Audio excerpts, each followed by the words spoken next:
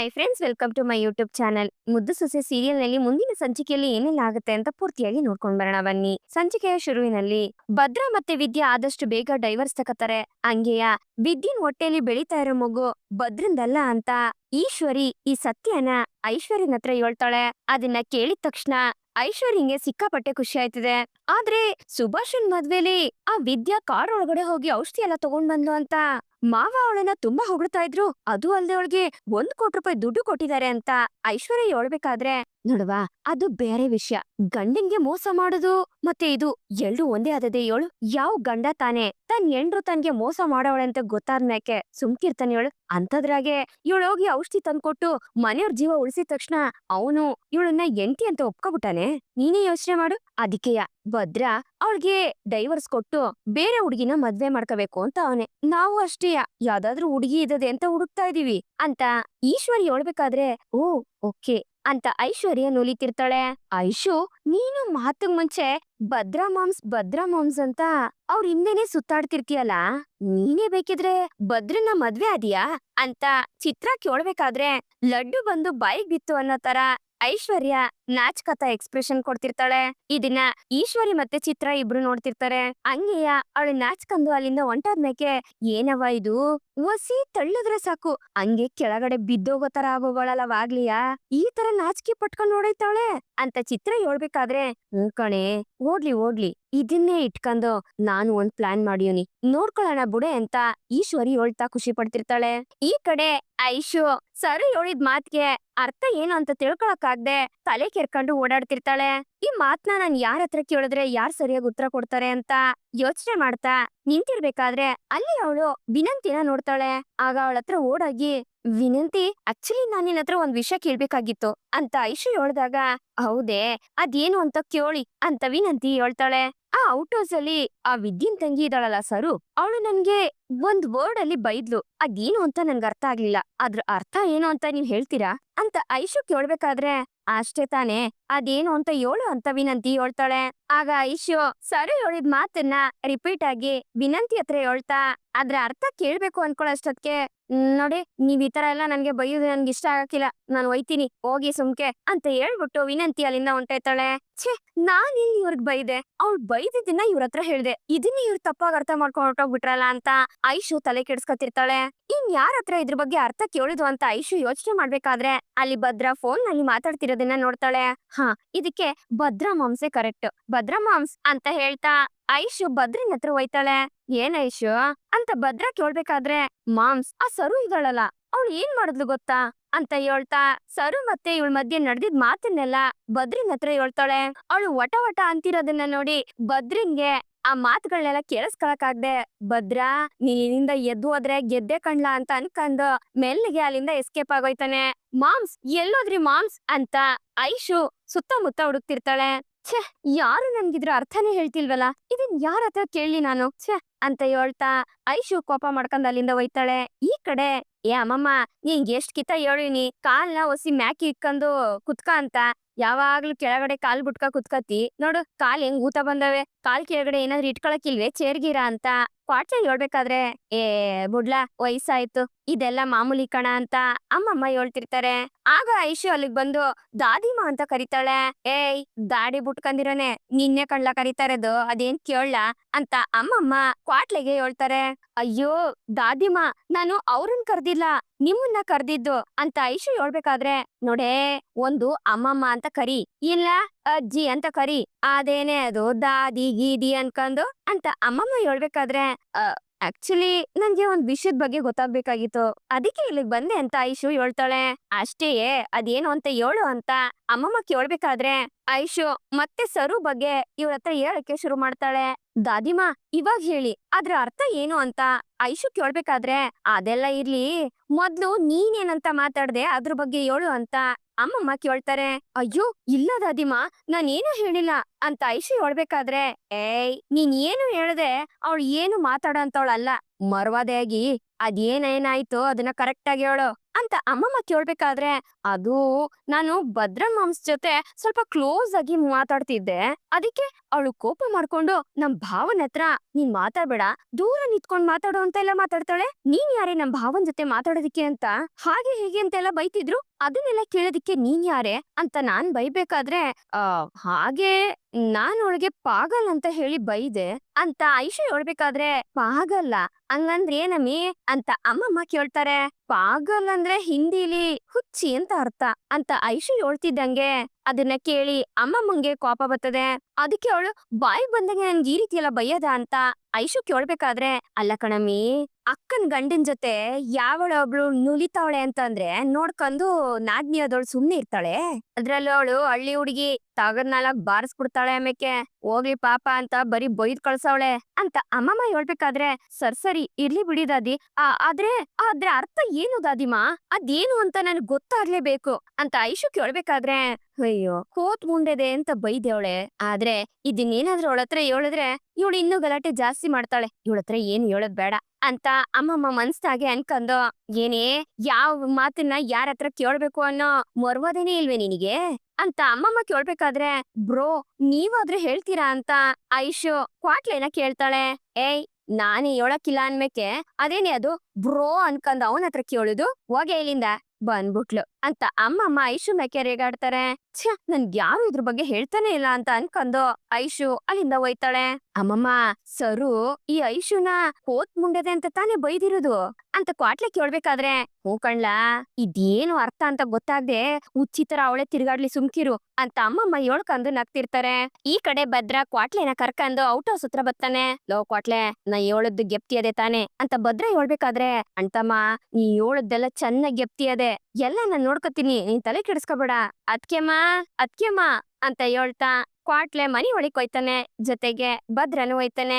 ಬನ್ನಿ ಕ್ವಾಟ್ಲೆ ಅಣ್ಣಯ್ಯ ಅಂತ ವಿದ್ಯಾ ಹೇಳ್ಬೇಕಾದ್ರೆ, ಅದು ಮಾವಯ್ಯ ಇದನ್ನ ನಿಮ್ ಹತ್ರ ಕೊಡಿ ಅಂತ ಹೇಳಿದ್ರು ಅಂತ ಕ್ವಾಟ್ಲೆ ಹೇಳ್ಬೇಕಾದ್ರೆ, ಅಣ್ಣಯ್ಯ ಏನಿದು ಅಂತ ವಿದ್ಯಾ ಕೇಳ್ತಾಳೆ. ಅದೇ ಅದ್ಕೆಮ್ಮ, ನೆನ್ನೆ ಲೆಕ್ಕಾಚಾರನೆಲ್ಲ ನೋಡ್ಕೋಬೇಕು ನೀವೇ ಅಂತ ಹೇಳ್ತಿದ್ರಲ್ಲ, ಅದನ್ನ ನೋಡ್ಕೊಳಕ್ಕೆ ಲ್ಯಾಪ್ಟಾಪ್ ಕೊಟ್ ಕಳ್ಸವ್ರೆ. ಇದನ್ನ ಇಟ್ಕೊಂಡು ನೀವು ಕೆಲ್ಸಕ್ಕೆ ಉಪಯೋಗಿಸ್ಕೋಬೇಕಂತೆ. ಆಮೇಲೆ ನಿಮ್ಗೇನಾದ್ರೂ ಬೇರೆ ಇದಕ್ಕೆ ಅವಶ್ಯಕತೆ ಇದ್ರೆ ನೀವು ಪರ್ಸನಲ್ ಆಗಿ ಯೂಸ್ ಮಾಡ್ಕೋಬಹುದಂತೆ. ಹಂಗಂತ ಮಾವಯ್ಯನೇ ಆರ್ಡರ್ ಕೊಟ್ಟವ್ರೆ ಅಂತ ಕ್ವಾಟ್ಲೆ ಹೇಳ್ಬೇಕಾದ್ರೆ, ಆಯ್ತು ಅಣ್ಣಯ್ಯ ಅಂತ ವಿದ್ಯಾ ಲೆಕ್ಕದ ಬುಕ್ಕು ಮತ್ತೆ ಲ್ಯಾಪ್ಟಾಪ್ ನ ಇಸ್ಕೊತಾಳೆ. ಅಷ್ಟೊತ್ತಿಗೆ ಅಮ್ಮಮ್ಮ ಫೋನ್ ಮಾಡಿ ಕರೆದ್ರು ಅಂತ ಹೇಳ್ತಾ ಕ್ವಾಟ್ಲೆ ಅಲ್ಲಿಂದ ಹೋಯ್ತಾನೆ. ಹಂಗೆ ಹೋಯ್ತಾ ಭದ್ರನ್ಗೆ ಥಮ್ಸ್ ಅಪ್ ತೋರಿಸಿ ಕ್ವಾಟ್ಲೆ ಅಲ್ಲಿಂದ ಹೋಯ್ತಾನೆ. ಅಕ್ಕ ಕೊಡಕ ಇಲ್ಲಿ, ನಾನ್ ನೋಡ್ತೀನಿ ಹೆಂಗದೆ ಅಂತ ಹೇಳ್ತಾ ಸರು ಲ್ಯಾಪ್ಟಾಪ್ ನೋಡ್ಬೇಕಾದ್ರೆ ಆಚೆ ಕಡೆ ಮಳೆ ಬರಂಗಾಗಿರ್ತದೆ. ಚಂಪಾ, ಆಚೆ ಮಳೆ ಬರಂಗದೆ, ಹೋಗಿ ಬಟ್ಟೆ ಎತ್ಕ ಬಂದ್ಬಿಡ್ಮ ಬಾ ಅಂತ ಹೇಳ್ತಾ ವಿದ್ಯಾ ಚಂಪುನ ಕರ್ಕೊಂಡು ಬಟ್ಟೆ ಎತ್ಕ ಬರಕ್ ಹೋಯ್ತಾಳೆ. ಆಗ ಭದ್ರ ಸರುನ ಹತ್ರ ಕರಿತಾನೆ. ಯಾಕ್ ಬಾವ ಅಂತ ಸರು ಕೇಳ್ಬೇಕಾದ್ರೆ, ಹೌದು ನೀನು ಆ ಐಶುಗೆ ಏನೋ ಬೊಯ್ದಂತೆ ಅಂತ ಭದ್ರ ಹೇಳ್ದಾಗ, ಹೌದು ಬಾವ, ನಾನ್ ಅವಳಿಗೆ ಬೊಯ್ದೆ. ಏಕೆ, ನಿಮ್ ಹತ್ರ ಬಂದು ಅವಳೇನಾದ್ರೂ ಕಂಪ್ಲೇಂಟ್ ಮಾಡಿದ್ಲೆ ಅಂತ ಸರು ಕೇಳ್ಬೇಕಾದ್ರೆ, ಏನಾಯ್ತು, ಅವಳು ಯಾಕೆ ಬೈದೆ ನೀನು ಅಂತ ಭದ್ರ ಕೇಳ್ತಾನೆ. ಬಾವಾ, ಇದು ನಮ್ಮಿಬ್ರ ಮಧ್ಯೆ ನಡೆದಿದ್ ವಿಷಯ. ಇಬ್ರಿಗೂ ಮಾತ್ ಬೆಳೆದು ಜಗಳ ಮಾಡ್ಕೊಂಡ್ವಿ. ಆಗ ಅವಳು ತಕ್ಷಣ ಹಿಂದಿಲಿ ಅದೇನೋ ಪಗಲ್ ಅಂತ ಬೈದ್ಲು ಅಂತ ಸರು ಹೇಳ್ಬೇಕಾದ್ರೆ, ಸರು ಅದು ಪಗಲ್ ಅಲ್ಲ, ಪಾಗಲ್ ಅಂತ ಭದ್ರ ಹೇಳ್ಬೇಕಾದ್ರೆ, ಹಂಗಂದ್ರೆ ಏನು ಬಾವ ಅಂತ ಸರು ಕೇಳ್ತಾಳೆ. ಹಿಂದಿಲಿ ಪಾಗಲ್ ಅಂದ್ರೆ ಹುಚ್ಚಿ ಅಂತ ಅರ್ಥ ಅಂತ ಭದ್ರ ಹೇಳ್ಬೇಕಾದ್ರೆ, ಓಹೋ ಅವಳು ನನ್ನನ್ನ ಹುಚ್ಚಿ ಅಂತ ಬೈದಿದ್ದಾಳೆ, ಮಾಡ್ತೀನೊಳಗೆ ಅಂತ ಸರು ಹೇಳ್ಬೇಕಾದ್ರೆ, ಸರು ಹಂಗೆಲ್ಲ ಹೇಳ್ಬಾರ್ದು ಅಂತ ಭದ್ರ ಹೇಳ್ತಿರ್ತಾನೆ. ಅದ್ ಸರಿ ಬಾವ, ನಿಮ್ಗೆ ಹಿಂದಿ ಗೊತ್ತೇ ಅಂತ ಸರು ಕೇಳ್ಬೇಕಾದ್ರೆ, ಚಿಕ್ಕ ವಯಸ್ಸಲ್ಲಿ ಇವಳು ಮನೆಗ್ ಬತ್ತಿದ್ಲಲ್ಲ, ಅವಾಗ ಎಲ್ರಿಗೂನು ಪಾಗಲ್ ಅಂತಾನೆ ಹೇಳ್ತಿದ್ದು. ಅದನ್ನ ಏನು ಅಂತ ನಾನು ಕೇಳಿ ತಿಳ್ಕಂಡೆ, ಅವಾಗ್ಲೇ ನನಗೂ ಗೊತ್ತಾದದ್ದು ಅಂತ ಭದ್ರ ಹೇಳ್ತಾನೆ. ಓ ಹಂಗೆ ಅಂತ ಸರಿ ಹೇಳ್ಬೇಕಾದ್ರೆ, ಅದ್ ಸರಿ ನೀನು ಬದ್ಲಿಗೆ ಏನೋ ಅಂದಂತೆ, ಏನ್ ಬೈದೆ ನೀನು ಅಂತ ಭದ್ರ ಕೇಳ್ಬೇಕಾದ್ರೆ, ಹೌದು ಬಾವ, ಅವಳು ಮಾತ್ರ ನನ್ ಗೊತ್ತಿಲ್ದಿರೋ ಭಾಷೆಯಲ್ಲಿ ಮಾತಾಡ್ತಾಳೆ, ಅದಕ್ಕೆ ಅವಳಿಗೆ ಗೊತ್ತಾಗ್ಬಾರ್ದು ಅಂತ ನಮ್ಮನೆ ಭಾಷೆಯಲ್ಲಿ ಮಾತಾಡ್ದೆ ಅಂತ ಸರಿ ಹೇಳ್ಬೇಕಾದ್ರೆ, ಏನು ನಿಮ್ಮನೆ ಭಾಷೆನೆ, ಅದ್ಯಾವ ಭಾಷೆ ಅಂತ ಭದ್ರ ಕೇಳ್ತಾನೆ.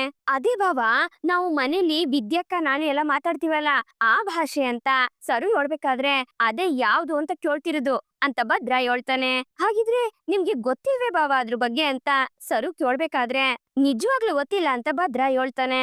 ಏನ್ ಭಾವ ನೀವು, ನಾನು ವಿದ್ಯಕ್ಕ ಅವಾಗವಾಗ ಇದೇ ಭಾಷೆಲೆ ಮಾತಾಡ್ಕೊಳ್ಳೋದು. ಅಷ್ಟೇ ಯಾಕೆ, ನಮ್ಮ ಹಳ್ಳಿನಾಗೆ ತುಂಬಾ ಜನಕ್ಕೆ ಈ ಭಾಷೆ ಬರ್ತದೆ ಅಂತ ಸರು ಹೇಳ್ಬೇಕಾದ್ರೆ, ಆದ್ರೆ ಅದ್ಯಾವ್ದು ಅಂತ ನನ್ಗೆ ಗೊತ್ತಿಲ್ವಲ್ಲ ಸರು. ಹೌದು, ನೀ ಏನಂತ ಬೋಯ್ದೆ ಅಂತ ಭದ್ರ ಕೇಳ್ಬೇಕಾದ್ರೆ, ಸರು ತಾನ್ ಏನ್ ಬೈದ್ಲೋ ಆ ಮಾತನ್ನ ಭದ್ರನ್ ಹತ್ರ ಹೇಳ್ತಾಳೆ. ಹಂಗಂದ್ರೆ ಏನ್ ಸರು ಅಂತ ಭದ್ರ ಕೇಳ್ಬೇಕಾದ್ರೆ, ನಿಜವಾಗ್ಲೂ ಗೊತ್ತಿಲ್ವೇ ಬಾವ ಅಂತ ಸರು ಕೇಳ್ತಾಳೆ. ಅಯ್ಯೋ ಸರು, ನನ್ ದಿಟ್ಟವಾಗ್ಲೂ ಗೊತ್ತಿಲ್ಲ, ಅದೇನು ಹೇಳು ಅಂತ ಭದ್ರ ಬಲ್ವಂತ ಮಾಡಿ ಕೇಳ್ತಿರ್ತಾನೆ. ಹಂಗಿದ್ರೆ ನಾನ್ ನಿಮ್ಗೆ ಹೇಳೋಕಿಲ್ಲ ಬಿಡಿ ಅಂತ ಸರು ಹೇಳ್ಬೇಕಾದ್ರೆ, ನೋಡ್ ಸರು ಸುಮ್ಕೆ ಹಠ ಮಾಡ್ಬೇಡ, ಅದೇನು ಅಂತ ಹೇಳ್ಬಿಡು ಅಂತ ಭದ್ರ ಹೇಳ್ತಿರ್ತಾನೆ. ಇಲ್ಲ ಬಾವ, ನಾನ್ ಹೇಳೋಕಿಲ್ಲ, ಅದೇನು ಅಂತ ನೀವೇ ಕಂಡಿಡಿಬೇಕು ಅಂತ ಸರು ಹೇಳ್ದಾಗ ಭದ್ರ ಹೇಳಲೇಬೇಕು ಅಂತ ಕೇಳ್ತಿರ್ತಾನೆ. ಹೇಳಕ್ಕಿಲ್ಲ ಹೇಳಕ್ಕಿಲ್ಲ ಹೇಳಕ್ಕಿಲ್ಲ ಅಂತ ಸರುನು ಹೇಳ್ತಿರ್ತಾಳೆ. ಅಷ್ಟೊತ್ಗೆ ಚಂಪಾ ಮತ್ತೆ ವಿದ್ಯಾ ಬಟ್ಟೆಗಳನ್ನ ಎತ್ಕೊಂಡು ಮನೆ ಒಳಗ್ ಬರ್ತಾರೆ. ಚಂಪಾ, ಮೊದ್ಲು ಅಡ್ಗೆ ಮಾಡ್ಬಿಡುಮ್ಮ, ಆಮೇಲೆ ಬೇಕಾದ್ರೆ ಬಟ್ಟೆ ಮಡ್ಚಿಟ್ಕೊಳ್ಳೋಣ ಅಂತ ಹೇಳ್ತಾ ವಿದ್ಯಾ ಕರೆದಾಗ ಸರಿ ಆಯ್ತು ಅಂತ ಚಂಪಾ ಅಡ್ಗೆ ಮಾಡಕ್ಕೆ ಅಂತ ಹೋಯ್ತಾಳೆ.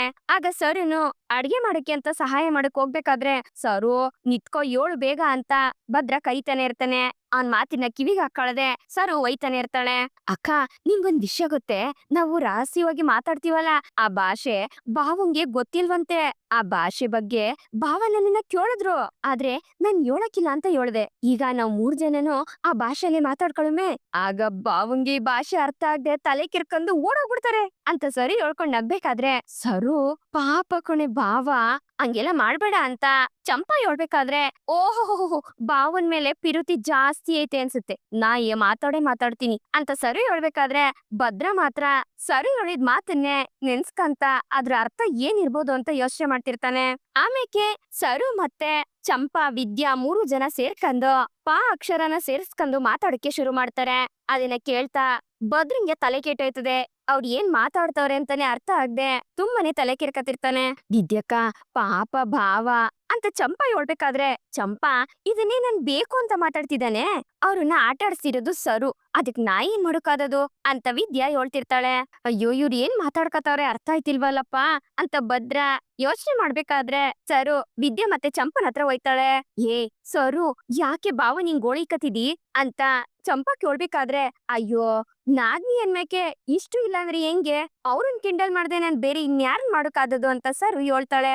ನೋಡ್ ಸರು, ಭಾವಂಗೆ ಹಿಂಗೆಲ್ಲ ಕ್ವಾಟ್ಲೆ ಕೊಡ್ಬೇಡ, ಆಮೇಲೆ ನಾ ಸುಮ್ಕಿರಕಿಲ್ಲ ಅಂತ ಚಂಪಾ ಹೇಳ್ಬೇಕಾದ್ರೆ ಅದನ್ನ ಕೇಳಿ ವಿದ್ಯಾ ಮತ್ತೆ ಸರು ನಗ್ತಿರ್ತಾರೆ. ಈ ಕಡೆ ಸುಭಾಷ ಆರಾಮಾಗಿ ಮಂಚದ್ನ ಕುತ್ಕೊಂಡಿರ್ತಾನೆ. ಆಗ ಅಲ್ಲಿಗೆ ನವ್ಯ ಬಂದು ಅವ್ನ್ಗೆ ಚೆನ್ನಾಗಿ ಉಗ್ದು ಆಚೆಗೆ ಓಡಿಸ್ತಾಳೆ.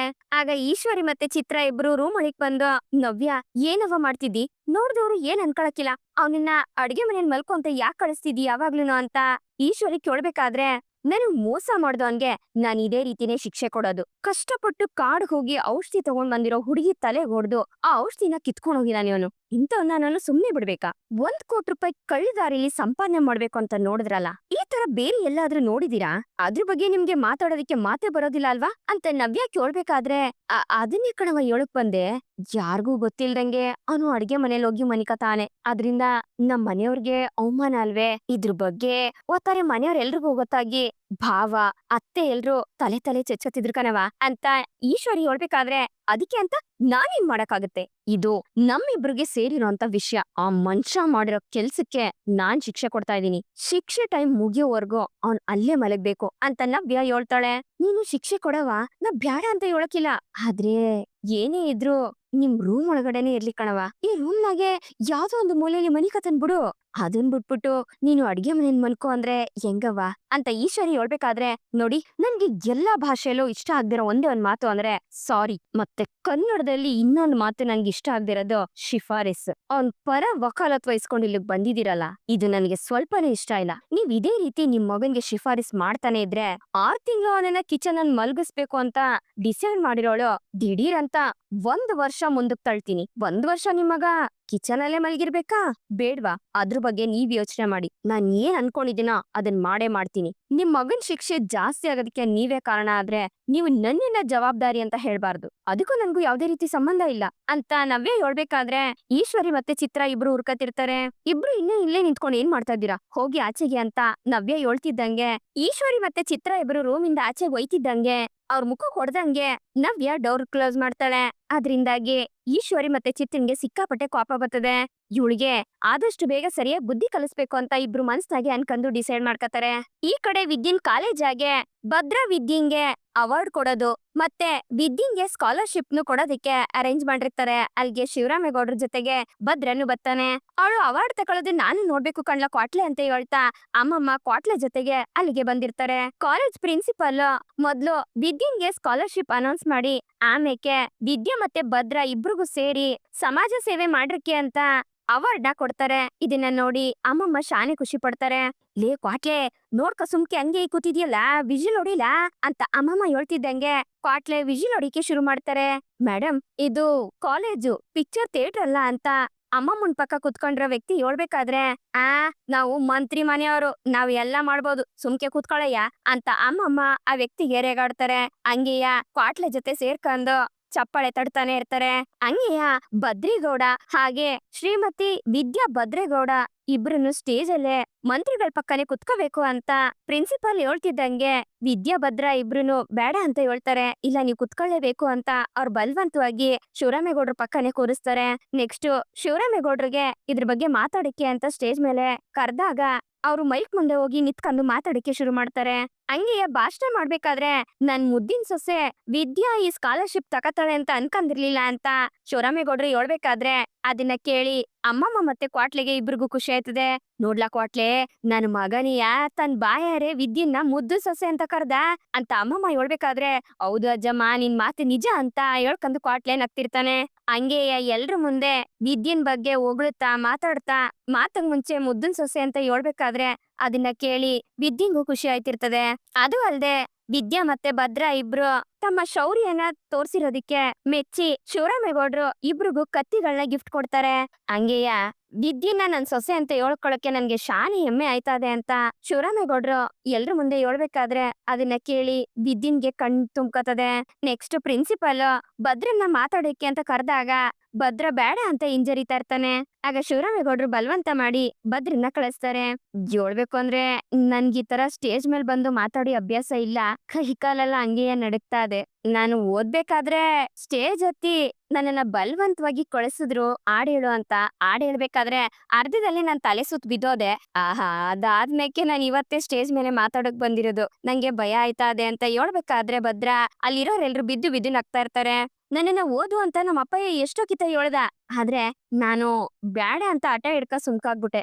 ಆದ್ರೆ ನನ್ ಹೆಂಡ್ತಿ ವಿದ್ಯಾ ಹಂಗಲ್ಲ, ಡಾಕ್ಟ್ರು ಓದ್ಲೇಬೇಕು ಅಂತ ಚಿಕ್ಕ ವಯಸ್ಸಿಂದನೂ ಹಠ ಹಿಡ್ಕೊಂಡಿದ್ಲು. ಅದನ್ನ ಮದ್ವೆ ಆದ್ಮೇಕು ಬಿಟ್ಲಿಲ್ಲ ಅವಳು. ನಾನ್ ಓದಿ ನಮ್ಮ ಅಪ್ಪ ಹಿಂಗೆ ಒಳ್ಳೆ ಹೆಸರು ತರಕ್ ಆಗ್ಲಿಲ್ಲ, ಆದ್ರೆ ಸೊಸೆಯಾಗಿ ಅವಳು ಆ ಕೆಲ್ಸ ಮಾಡವಳೆ ಅಂತ ನಾನ್ ನೆನ್ಸ್ಕೊಂಡ್ರೆಯ ಸಿಕ್ಕಾಪಟ್ಟೆ ಖುಷಿ ಆಯ್ತದೆ ಅಂತ ಭದ್ರ ಹೇಳ್ದಾಗ, ಲೋ ಕ್ವಾಟ್ಲೆ, ನನ್ ಮೊಮ್ಮಗ ಆ ವಿದ್ಯನ್ನ ತನ್ ಹೆಂಡ್ತಿ ಅಂತ ಹೇಳ್ತಾವಣಿ ಕಡ್ಲಾ ಅಂತ ಅಮ್ಮಮ್ಮ ಹೇಳ್ತಾ ಖುಷಿ ಪಡ್ಬೇಕಾದ್ರೆ, ಹೌದು ಅಜ್ಜಮ್ಮ, ನಾನು ನೋಡ್ತಾವನಿ ಅಂತ ಕ್ವಾಟ್ಲೆ ಹೇಳ್ತಿರ್ತಾನೆ. ನಾನು ನನ್ ಜೀವನದಾಗೆ ಶಾನೆ ಪ್ರೀತಿ ಇಟ್ಕೊಂಡಿರೋ ಒಂದೇ ಒಂದ್ ಜೀವ ಅಂದ್ರೆ ಅದು ನನ್ನ ಅಪ್ಪಯ್ಯ. ನಮ್ಮ ಅಪ್ಪ ಹಿಂಗ್ ಏನಾದ್ರು ಆದ್ರೆ ನನ್ಗೆ ತಡ್ಕೊಳಕ್ ಆಗಕ್ಕಿಲ್ಲ. ನಮ್ಮ ಅಪ್ಪ ಹಿಂಗೆ ರಾಕ್ಷಸ ದುಂಬಿ ಕಟ್ಸಿದಾಗ ಅವ್ರನ್ನ ಉಳಿಸ್ಕೋಬೇಕು ಅಂತ ಔಷಧಿ ತರಕ್ಕೆ ನಾನ್ ಕಾಡ್ ಒಳಕ್ ಹೋದೆ. ಔಷಧಿ ತಕ ಬಂದೆ. ನಾನು ಚಿಕ್ಕ ವಯಸ್ಸಿಂದ ಮೊಂಡ, ಊರಲ್ಲಿ ಆರಾಮಾಗಿ ಸುತ್ತಾಡ್ಕೊಂಡಿದ್ದೆ. ಅದಕ್ಕೆಯ ಒಸಿನು ಭಯ ಪಡದೆ ಸೀದಾ ಧೈರ್ಯ ಮಾಡಿ ಕಾಡು ಒಳಗಡೆ ನುಗ್ಬಿಟ್ಟೆ. ಆದ್ರೆ ನನ್ನ ಧೈರ್ಯಕ್ಕೆ ಸರಿಸಮವಾಗಿ ವಿದ್ಯಾ ಕಾಡು ಒಳಗಡೆ ಬಂದ್ಲಲ್ಲ, ಅದು ತುಂಬಾ ದೊಡ್ಡ ವಿಷಯ ಅಂತ ಹೇಳ್ತಾ ಭದ್ರ ವಿದ್ಯಾ ಔಷಧಿ ತರಕ್ಕೆ ಅಂತ ಹೋದಾಗ ಏನೇನೆಲ್ಲ ಕಷ್ಟಪಟ್ಲೋ ಅದನ್ನೆಲ್ಲ ಎಲ್ರ ಮುಂದೆ ಹೇಳ್ತಾನೆ. ಅದನ್ನ ಕೇಳ್ತಿದ್ದಂಗೆ ಅಲ್ಲಿರೋರು ಎಲ್ರಿಗೂನು ಭಯ ಆಗಕ್ಕೆ ಶುರು ಆಯ್ತದೆ. ಇಷ್ಟೆಲ್ಲಾ ವಿದ್ಯಾ ಕಷ್ಟಪಟ್ಲೆ ಅಂತ ಒಬ್ರಿಗೊಬ್ರು ಮಾತಾಡಕ್ಕೆ ಶುರು ಮಾಡ್ಕತಾರೆ. ಹಂಗೆಯ ಶಿವರಾಮೇಗೌಡ್ರು ಮತ್ತೆ ಅಮ್ಮಮ್ಮ ಇದನ್ನ ಕೇಳಿ ಶಾಕ್ ಆಯ್ತಾರೆ. ಅದಕ್ಕೆಯ ನಿಜವಾಗ್ಲೂ ಹೇಳ್ಬೇಕು ಅಂದ್ರೆ ತನ್ ಜೀವನ ಪಣಕ್ಕಿಟ್ಟು ಔಷಧಿ ತಕ ಬಂದವಳು ವಿದ್ಯೆನೆಯ, ನಾನಲ್ಲ ಅಂತ ಭದ್ರ ಹೇಳ್ತಾನೆ. ಆಗ ಅಲ್ಲಿರೋರೆಲ್ರು ವಿದ್ಯನ್ ಹೆಸರು ಹೇಳ್ಕೊಂಡು ಚಪ್ಪಾಳೆ ತಡ್ತಿರ್ತಾರೆ. ಅದಕ್ಕೆಯ ನೀವು ಕಷ್ಟದಲ್ಲಿ ಯಾರೇ ಇದ್ರೂನುವೆ ಸಹಾಯ ಮಾಡಿ, ನಾಳೆ ಒಂದ್ ದಿವ್ಸ ನಿಮ್ಗೂ ಯಾರಾದ್ರೂ ಸಹಾಯ ಮಾಡ್ತಾರೆ ಅಂತ ಹೇಳ್ತಾ ನನ್ ಮಾತನ್ನ ಮುಗಿಸ್ತೀನಿ ಅಂತ ಭದ್ರ ಹೇಳಿ ಕುತ್ಕೋತಾನೆ. ಮಾತಾಡೋದಕ್ಕೆ ಬರೋದಿಲ್ಲ ಅಂತ ಹೇಳ್ಕೊಂಡೆ ಇಷ್ಟ್ ಚೆನ್ನಾಗ್ ಮಾತಾಡಿದ್ರಲ್ಲ ಸರ್ ಅಂತ ಪ್ರಿನ್ಸಿಪಲ್ ಮೇಡಮ್ ಹೇಳ್ತಿರ್ತಾರೆ. ನೆಕ್ಸ್ಟ್ ವಿದ್ಯನ್ನ ಮಾತಾಡೋದಿಕ್ಕೆ ಅಂತ ಪ್ರಿನ್ಸಿಪಲ್ ಕರೆದಾಗ ವಿದ್ಯೆ ಹೋಗಿ ಮಾತಾಡಕ್ ಶುರು ಮಾಡ್ತಾಳೆ. ಮಾನ್ಯ ಮಂತ್ರಿಗಳಿಗೆ ಅಷ್ಟೇ ಯಾಕೆ, ನನ್ ಮಾವ ಹಿಂಗೆ ನನ್ ಕಡೆಯಿಂದ ಥ್ಯಾಂಕ್ಸ್ ಹೇಳ್ತೀನಿ. ಮಾವಯ್ಯ ಬಡವ್ರ ಹೆಣ್ಮಕ್ಳಿಗೆ ಸಹಾಯ ಆಗ್ಲಿ ಅಂತ ಟ್ರಸ್ಟ್ ಓಪನ್ ಮಾಡಿ ಅದ್ರಿಂದ ಸ್ಕಾಲರ್ಶಿಪ್ ಕೊಡ್ತೀನಿ ಅಂತ ಹೇಳಿದ್ರು. ಅದು ನನ್ಗೆ ಸಿಗ್ತದೆ ಅಂತ ನಾನು ಅನ್ಕೊಂಡಿರ್ಲಿಲ್ಲ. ನನ್ಗೆ ಸನ್ಮಾನ ಸಿಕ್ಲಿ ಅಂತ ಅನ್ಬಿಟ್ಟು ನಾನೇನು ಔಷಧಿ ತಂದ್ಕೊಡ್ಲಿಲ್ಲ. ಜೀವ ಉಳಿಸೋದು ಒಬ್ಬ ಡಾಕ್ಟರ್ ಆಗಿ ನನ್ ಕರ್ತವ್ಯ. ಅದನ್ನ ನಾನ್ ಮಾಡೀನಿ ಅಷ್ಟೇಯ. ನನ್ ಮಾವಯ್ಯನ್ ಜೀವ ಉಳಿಸೋದು ನನ್ ಕರ್ತವ್ಯ ಅಲ್ವಾ ಅಂತ ವಿದ್ಯೆ ಹೇಳ್ಬೇಕಾದ್ರೆ ಅದನ್ನ ಕೇಳಿ ಅಮ್ಮಮ್ಮಂಗೆ ಖುಷಿ ಆಯ್ತದೆ. ಅಯ್ಯೋ, ಮಾತು ಮುಂಚೆ ಮಾವಯ್ಯ ಮಾವಯ್ಯ ಅಂತ ಬಾಯಿ ತುಂಬಾ ಕರಿತಾವಳಲ್ಲ, ಅವಳ ಮ್ಯಾಕಿರೋ ಕೋಪ ಎಲ್ಲ ಕರಗೋಯ್ತಲ್ಲ. ಅಷ್ಟ್ ಸಾಕು. ಲೋ ಶಿವರಾಮ, ಅವಳ ಮ್ಯಾಕಿರೋ ಕೋಪ ಇನ್ನಾದ್ರೂ ಕರಗ್ಲಿಕ್ಕಲ್ಲ. ಅವಳ ಮೇಲೆ ಹೊಸಿ ಪ್ರೀತಿ ತೋರ್ಸ್ಲಾ ಅಂತ ಅಮ್ಮಮ್ಮ ಮನ್ಸ್ನಲ್ಲಿ ಅನ್ಕೊಂಡು ಶಿವರಾಮೇಗೌಡ್ರನ್ನೇ ನೋಡ್ತಿರ್ತಾಳೆ. ಒಂದ್ ಹೆಣ್ಣು ಮಗ ಓದಿದ್ರೆ ಇಡೀ ಊರೇ ಉದ್ಧಾರ ಆಯ್ತದಂತೆ. ನಾನ್ ಓದೋದಿಕ್ಕೆ ನನ್ ಗಂಡನ್ ಸಪೋರ್ಟ್ ಇಲ್ದೆ ನಾನ್ ಇಷ್ಟ ದೂರ ಬರಕ್ ಆಯ್ತಿರ್ಲಿಲ್ಲ. ಇದೆಲ್ಲದಕ್ಕೂ ನನ್ ಗಂಡನ್ ಸಪೋರ್ಟಯ್ಯ ನನ್ಗೆ ಸಿಕ್ಕೋದು. ಅವ್ರಿಲ್ಲ ಅಂದಿದ್ರೆ ನನ್ ಡಾಕ್ಟರ್ ಓದಕ್ಕೆ ಆಯ್ತಿರ್ಲಿಲ್ಲ ಅಂತ ವಿದ್ಯಾ ಭದ್ರನ್ ಪರವಾಗಿ ಅವನ ವಹಿಸ್ಕೊಂಡು ಅವನನ್ನ ಹೊಗಳ್ತಾ ಮಾತಾಡ್ಬೇಕಾದ್ರೆ ಇದನ್ನ ಕೇಳಿ ಭದ್ರನ್ ಕಣ್ಣಲ್ಲಿ ನೀರ್ ಬರಕ್ಕೆ ಶುರು ಆಯ್ತದೆ. ಆಗ ವಿದ್ಯಾ ಭದ್ರಂಗೂ ಥ್ಯಾಂಕ್ಸ್ ಹೇಳ್ತಾ ಕೈ ಮುಗ್ದಾಗ ಭದ್ರಂಗೆ ಏನ್ ಹೇಳ್ಬೇಕು ಅಂತ ಗೊತ್ತಾಗ್ದೆ ಅವಳನ್ನೇ ನೋಡ್ತಿರ್ತಾನೆ. ಫಂಕ್ಷನ್ ಎಲ್ಲ ಮುಗಿದ್ಮ್ಯಾಕೆ ಎಲ್ರು ವಿದ್ಯನ್ ಸುತ್ಕೊಂಡು ತುಂಬಾ ಚೆನ್ನಾಗ್ ಮಾತಾಡ್ದೆ ಅಂತ ಅವಳನ್ನ ಹೊಗಳ್ತಿರ್ತಾರೆ. ಹಂಗೆಯ ಅಲ್ಗೆ ಪ್ರಿನ್ಸಿಪಲ್ ಸೀನಿಯರ್ ಡಾಕ್ಟರ್ಗಳೆಲ್ಲ ಬಂದು ವಿದ್ಯನ್ನ ತುಂಬಾನೇ ಹೊಗಳ್ತಾರೆ. ವಿದ್ಯಾ, ನಿನಗ್ ಸಿಕ್ಕಿರೋದು ಒಂದು ಬ್ಯೂಟಿಫುಲ್ ಫ್ಯಾಮಿಲಿ. ಈ ತರ ಫ್ಯಾಮಿಲಿ ಯಾರಿಗೂ ಸಿಗೋದಿಲ್ಲ ಕಣಮ್ಮ. ಇಂಥ ಒಳ್ಳೆ ಕುಟುಂಬಕ್ಕೆ ಸೊಸೆ ಹೋಗೋದಿಕ್ಕೆ ನೀನ್ ಪುಣ್ಯ ಮಾಡಿದ್ದೆ ಅಂತ ನೀನೇ ಎಷ್ಟೋ ಸಲ ಹೇಳಿದ್ಯಾ. ಅದಕ್ಕೆ ನಡೆದಿರೋ ಚಿಕ್ಕ ಚಿಕ್ಕ ವಿಷಯಗಳನ್ನ ದೊಡ್ಡದ್ ಮಾಡ್ದೆ ಅದನ್ನೆಲ್ಲ ಮನ್ಸಲ್ಲಿ ಇಟ್ಕೊಂಡು ಸಿಕ್ಕಿರೋ ಈ ಜೀವನನ ನೀನ್ ಕಳ್ಕೋಬಾರ್ದು ಅನ್ನೋದೇ ನಮ್ಮ ಆಸೆ. ನೋಡು ವಿದ್ಯಾ, ನೀನು ತುಂಬಾ ವಿದ್ಯಾವಂತೆ. ಯಾವ್ದೇ ಒಂದು ತೀರ್ಮಾನ ತಗೊಂಡ್ರು ಯೋಚನೆ ಮಾಡಿ ತೀರ್ಮಾನ ತಗೋ ಅಂತ ಡಾಕ್ಟರ್ಸ್ ಹೇಳ್ಬೇಕಾದ್ರೆ ಸರಿ ಡಾಕ್ಟರ್ ಅಂತ ವಿದ್ಯಾ ಹೇಳ್ತಾಳೆ. ಓಕೆ, ಕ್ಯಾರಿಯನ್ ಅಂತ ಹೇಳಿ ಡಾಕ್ಟರ್ಸ್ ಎಲ್ಲ ಅಲ್ಲಿಂದ ಹೊರಡ್ತಾರೆ. ವಿದ್ಯಾ ನನ್ ಮನ್ಸ್ನಾಗಿ ಏನೇನಿತ್ತೋ ಅದನ್ನೆಲ್ಲ ಡಾಕ್ಟರ್ಗಳೇ ಹೇಳ್ಬಿಟ್ಟೋದ್ರು. ಸುಮ್ಕೆ ದುಡ್ಕಿ ಡೈವರ್ಸ್ ಎಲ್ಲ ತಕತೀನಿ ಅಂತ ತೀರ್ಮಾನ ಮಾಡ್ಬೇಡ ಕಣೆ, ಒಸಿ ಯೋಚನೆ ಮಾಡು ಅಂತ ಜನ್ನಿ ಹೇಳ್ಬೇಕಾದ್ರೆ ವಿದ್ಯಾ ಭದ್ರ ಅವತ್ತು ಬಾರ್ ಮುಂದೆ ಹೇಳಿದ ವಿಷಯನ ನೆನೆಸ್ಕೊಂಡು ಅದ್ರ ಬಗ್ಗೆನೇ ಯೋಚನೆ ಮಾಡ್ತಿರ್ತಾಳೆ.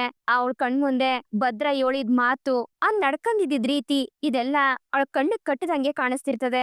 ಅವ್ನ್ ಹೇಳಿದ್ ಒಂದೊಂದ್ ಮಾತನ್ನು ವಿದ್ಯನ್ಗೆ ತುಂಬಾನೇ ನೋವು ಕೊಡ್ತಿರ್ತದೆ. ಇದ್ರ ಬಗ್ಗೆನೇ ಯೋಚನೆ ಮಾಡ್ತಾ ಅವ್ರನ್ನ ಕ್ಷಮಿಸ್ಬೇಕೋ ಬೇಡವೋ ಅಂತ ವಿದ್ಯಾ ಯೋಚನೆ ಮಾಡ್ತಿರ್ತಾಳೆ. ಇಲ್ಲಿಗೆ ಈ ಒಂದು ಎಪಿಸೋಡ್ ಮುಗಿಯುತ್ತೆ. ಮತ್ತೆ ಇಂಟ್ರೆಸ್ಟಿಂಗ್ ಎಪಿಸೋಡ್ ನನಗೆ ಮುಂದೆ ಬರ್ತೀನಿ.